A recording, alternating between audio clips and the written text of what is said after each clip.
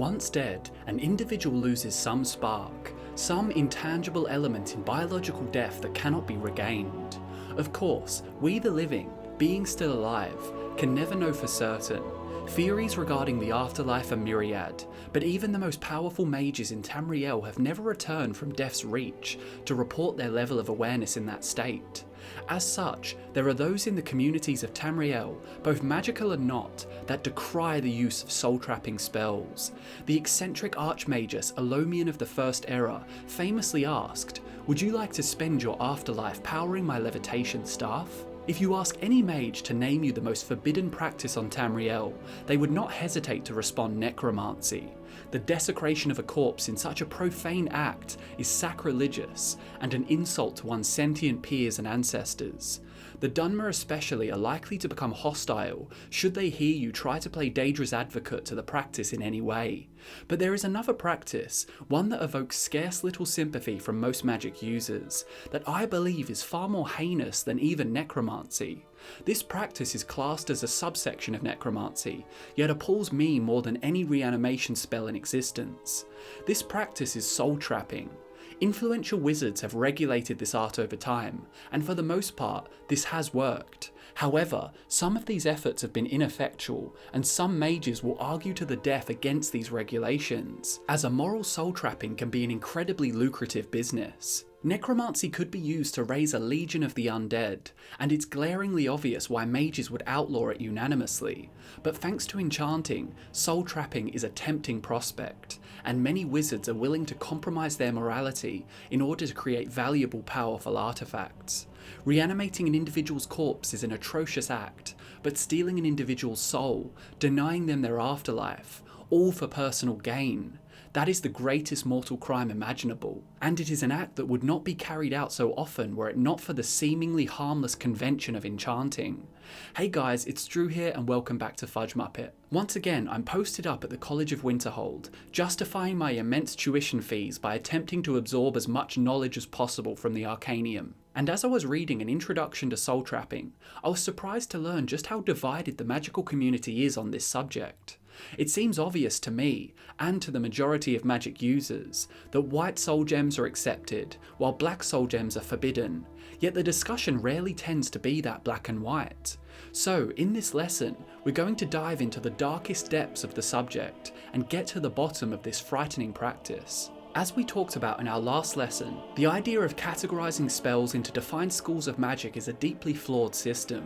For every wizard, and for every academic in the magical institutions of Tamriel, there is in turn a unique opinion, and it's often the case that the more intelligent the people are, the more deluded and cocksure their opinions become.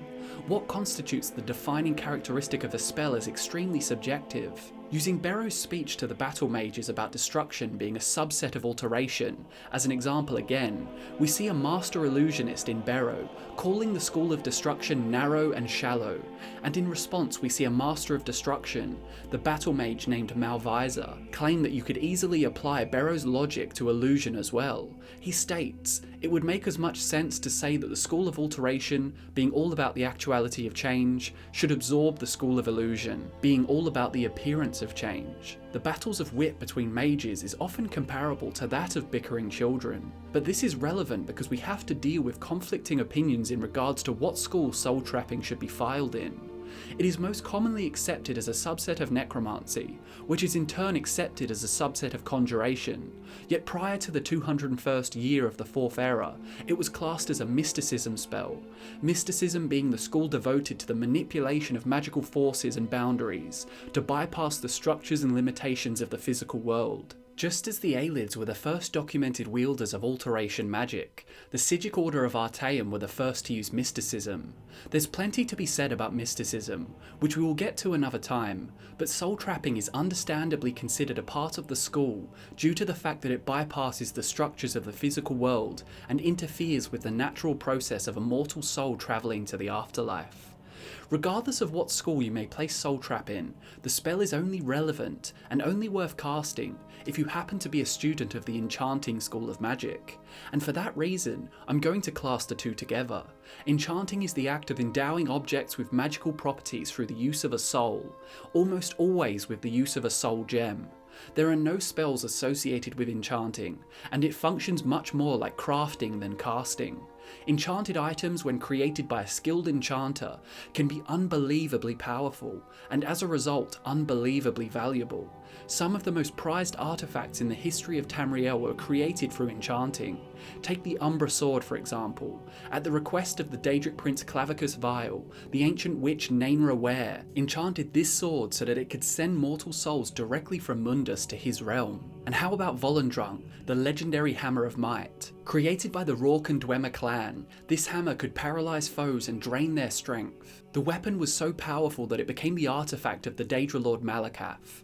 You can already see from this that there is no shortage of incentive for mages to practice soul trapping, but this is exacerbated by the fact that souls used to enchant weapons slowly run out of energy, forcing the owner of the item to harvest additional souls to imbue within it. When talking about the Daedric Princes, and come to think of it, pretty much any lore video I've made about the mortals of Tamriel, there is always a consistent motif. Where there is power to be acquired, no mortal nor Daedra will ever settle for a modest serving.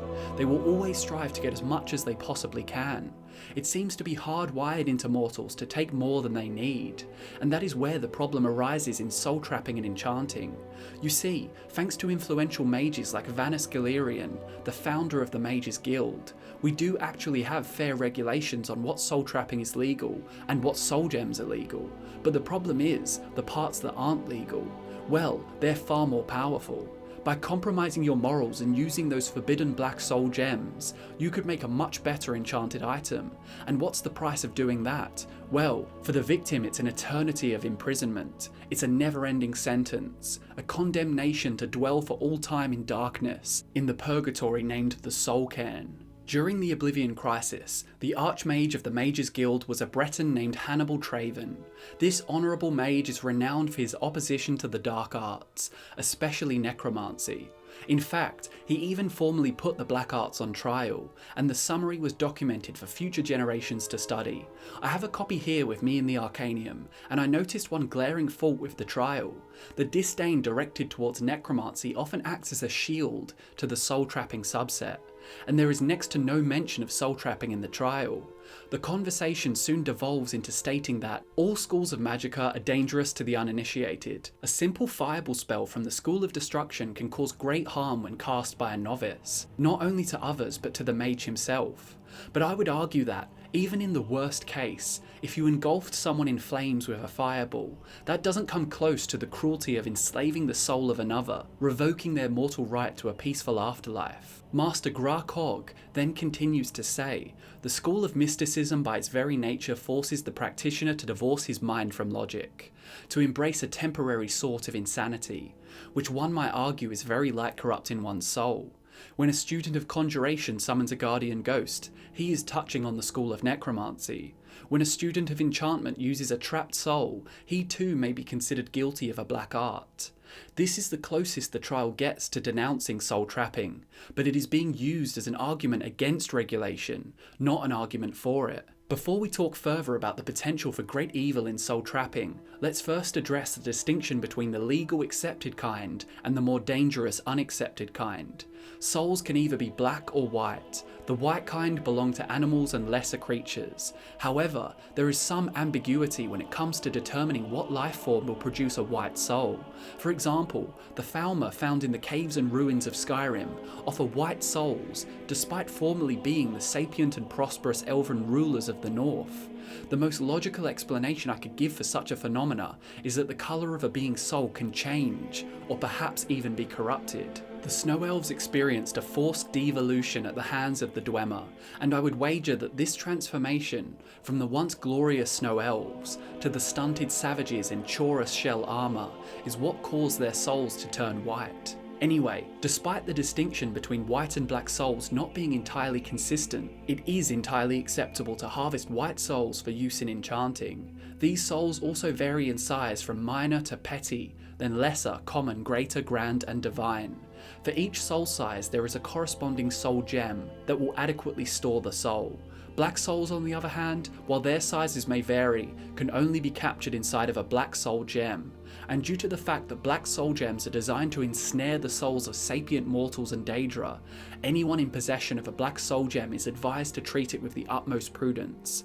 If a mage is not meticulous, ensuring that the soul captured within it is the exact right size for the gem, then it is possible that small bits of the caster's soul may leak into the gem when it is touched. Novices in the school of mysticism and enchanting are advised never to dabble in black souls or black soul gems for this reason, as well as for the ethical reason we will discuss further soon. The acceptance of white soul trapping as a legal practice came about the same way that the magic schools did, through the strictures set in place by Vanus Galerian. In his memo to the Mages Guild, he raises some very important points. I'll read the memo first and then elaborate on his points. If you pay attention to the popular fads and fashions of spellcasting in your guild halls, you'll have doubtless noticed the recent surge of interest in the discipline of soul trapping. Unlike most of the passing fancies that come and go among the magical fraternity, I consider this particular vogue alarming and dangerous.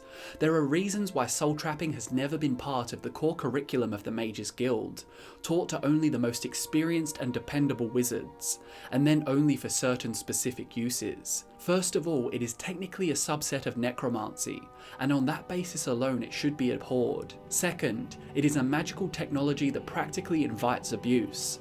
The fact that soul trapping is now common knowledge among Tamriel's magery, to the point where so-called mystics sell soul gems of various sizes in every market and bazaar, is a problem that can be laid squarely at the feet of the iniquitous Manamako and his Order of the Black Worm. So what are we to do about it? I've been giving the matter some hard thought in between rooting out cells of the ever-burgeoning worm cult, and I think at this point the only way to gain control over soul trapping is to co-opt the practice. Therefore, I propose that the Mages Guild codify and systematise the various soul trapping magics into a common grimoire of a few reliable spells, and then teach our members that these and only these are the legal and authorised methods for soul trapping. Furthermore, I propose that for the purposes of soul trapping we categorise all souls into two classes: the legal or white souls, those smaller essences that are captured from beasts and animals, and illegal or black souls, which are derived from sentient mortals. And we will teach only those spells that can capture white souls,